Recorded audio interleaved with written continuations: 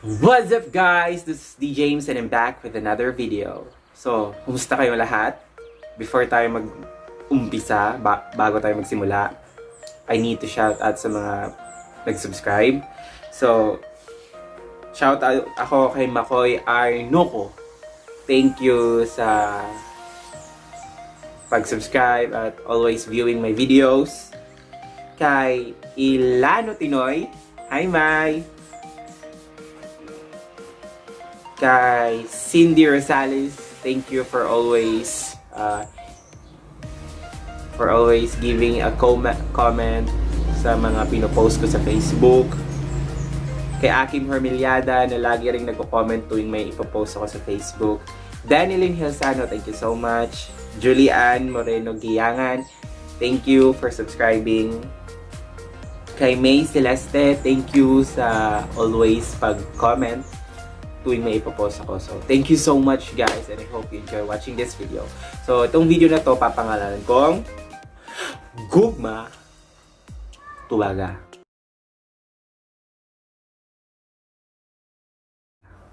So, nag-post ako kagabi sa Facebook ko. Tapos, ang pinost ko is unsa imong pangutana about sa gugma. In Filipino, ano yung mga tanong mo about love?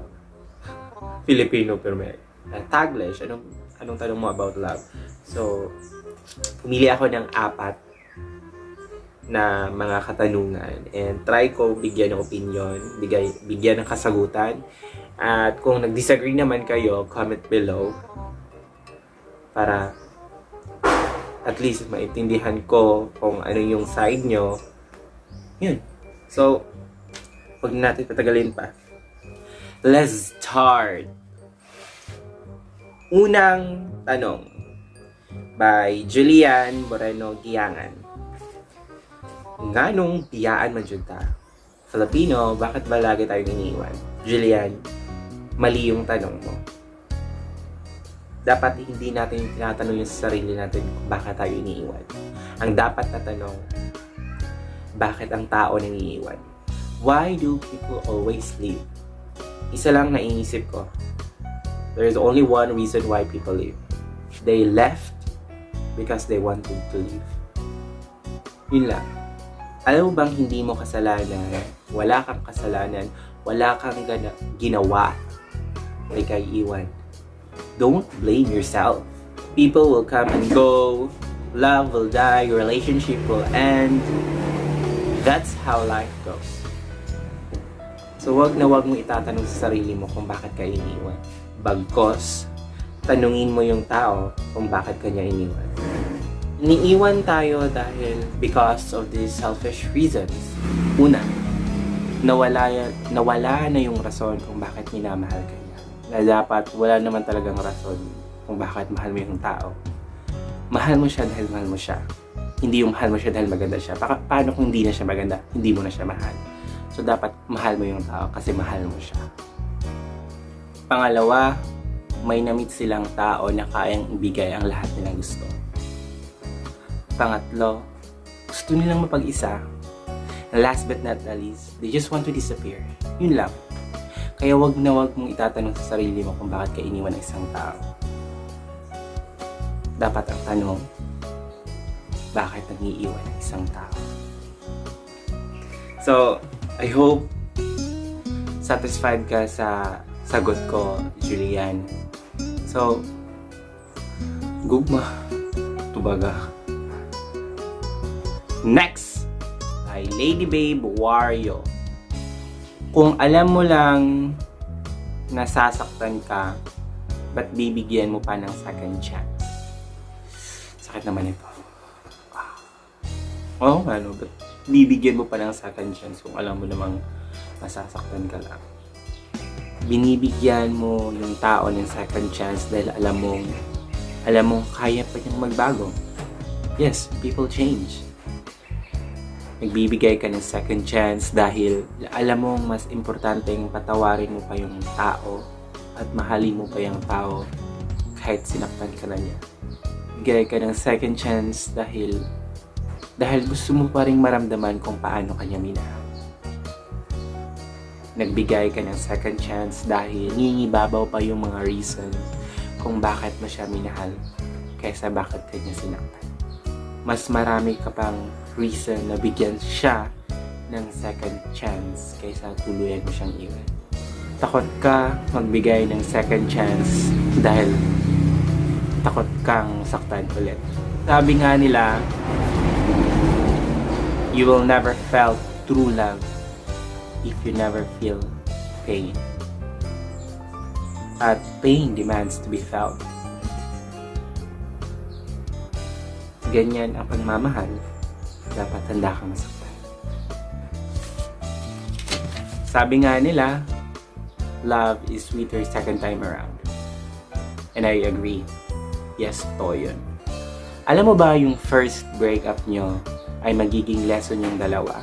Dahil yung time na yon, also the time to think each weaknesses and strengths. Giving another chance is the best way to make your relationship happier, better, and sweeter. Alam natin na di na natin mababago yung past, pero alam natin merong future na gagawin upang mas maging masaya yung pagsasama natin. Yun yung mga reason why we need to give a second chance despite of all the pain na na-feel mo sa isang tao. May Celeste, bakit tayo nasasaktan wala namang kayo? Oo nga, nasasaktan ka dahil wala namang kayo. Minahal mo kasi na dapat ka-chat mo lang. Minahal mo kasi na dapat kaibigan lang, kaya ka nasasaktan. Nasasaktan ka kasi nag-effort ka, pero ikaw lang yung may alam. Sasaktan ka dahil umaasa ka na baka maging kayo. Sasaktan ka kasi naghihintay ka lang napapansin ng tao. Wala namang masama kung magtanong. Think before you kilig. #confirmation. Confirm a girl, hindi yung sobra mo ng saya, umasa ka lang. And last but not the least, kay Emeline Esma Mamado. Tanong niya is, kailangan ba talaga nating masaktan bago matauhan? Yes, kailangan nating masaktan. Emeline, kailangan nating masaktan. Pain is the best teacher. You agree? Hindi mo malalaman kung nagkamali ka kung hindi ka naman nasaktan. Need to get hurt for us to grow. We must lose in order to gain. Hindi sa kasiyahan tayo natututo. Lesson learned through the pain. Alam mo bang mas natututo? Alam mo bang mas natututo? Alam mo bang mas natututo tayo tuwing tayo ay nasasaktan? Dahil doon mo pa malalaman na ikay nagkamali kung ikaw ay nasaktan. Pain help us to grow. Mas naiintindihan natin ang sarili natin, mas minamahal natin ang sarili natin, and we realize what and who matters most. Kaya yun. Kaya siguro tayo nasasaktan bago tayo matauhan. And I hope satisfied ka sa sagot ko, Emeline. So, yun. Gugma, tubaga.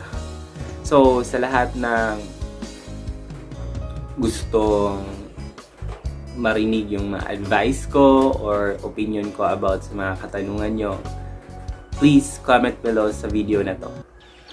So, thank you so much for watching. I hope you enjoy. Bye. Thank you nga pala sa lahat ng subscribers.